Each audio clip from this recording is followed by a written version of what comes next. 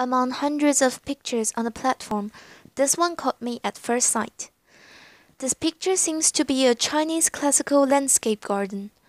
Chinese classical landscape garden refers to the private gardens in the south of Yangtze River and the royal gardens in the north. According to the architectural style and people's clothing, I assume this is a private garden in the south. Most of these gardens are located in Jiangsu province and especially in Suzhou. Suzhou classical gardens originated in the spring and autumn period, developed in the Jing and Tang dynasties, flourished in the Song dynasty and Mingqing dynasties. In the late Qing dynasty, there were more than 170 gardens in and around the city. More than 50 of them still existed.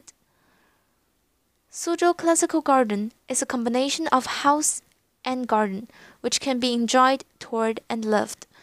The Chinese philosophy, history, and cultural customs contained in the classical gardens are a symbol of the history of humanities and costumes of the southern China, having a unique historical position and great artistic value in the history of the world gardening. Suzhou is known as the Garden City.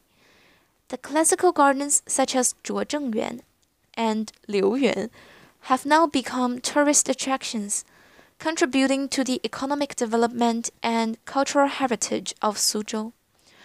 My favorite for Suzhou Classical Garden comes from my grandfather. His ancestors lived in this land, but he himself moved to the north after he married with my grandma.